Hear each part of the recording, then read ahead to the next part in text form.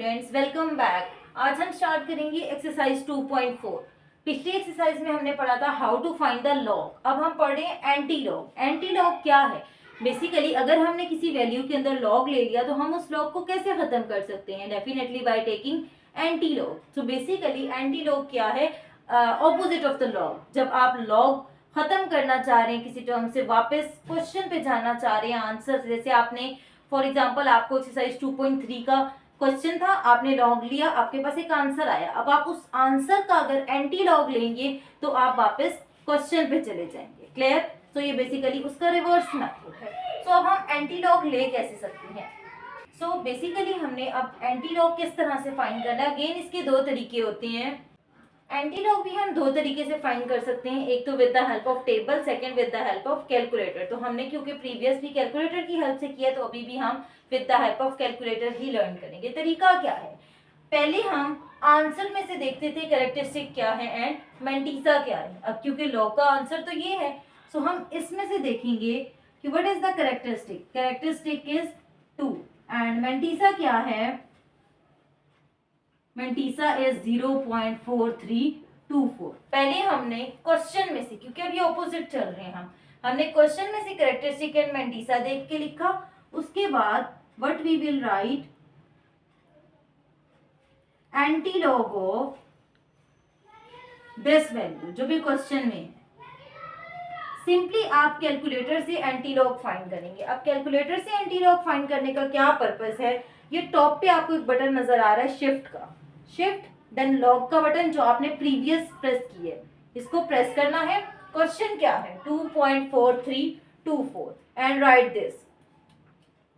आपके पास आंसर आ जाएगा। जो भी आपके पास आंसर आएगा, शिफ्ट लॉग के बाद ये नंबर लिखने के बाद आपने उसको राइट कर लेना है। ये आता है 270.6449। सो ये बेसिकली आपका एंटी लॉग है। आपने इन सारे क्वेश्चंस को इसी तरीके से करना है।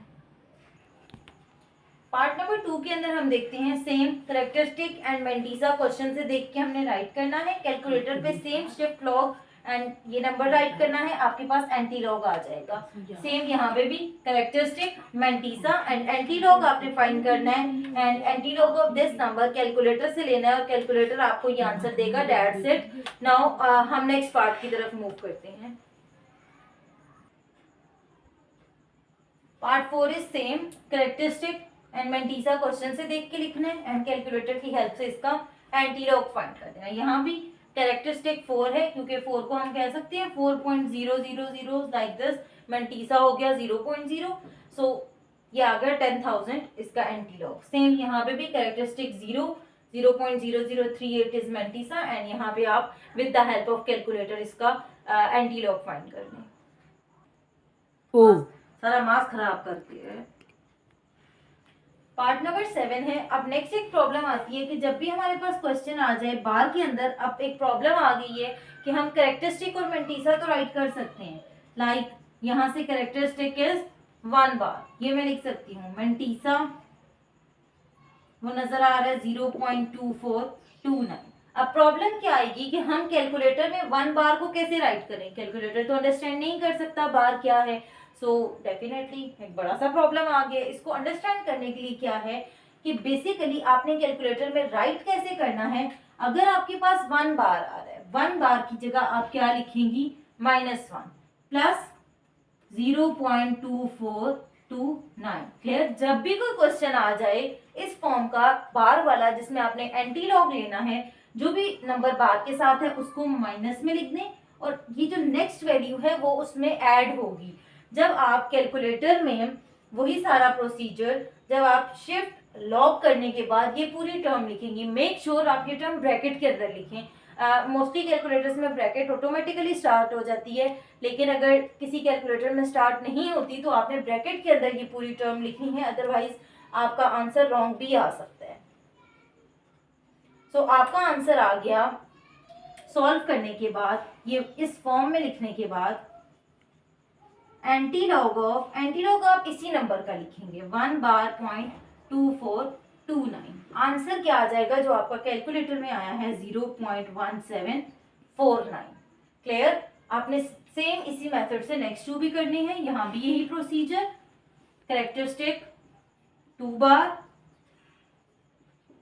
मेंटीसा इज 0.9281 एंड आपने एंटीलॉग जब फाइंड करना है, सो एंटीलॉग ऑफ दैट नंबर, इसको कैलकुलेटर पे आपने कैसे लिखना है, 2 बार की जगह लिखेंगे -2, शिफ्ट लॉग -2 प्लस 0.9281,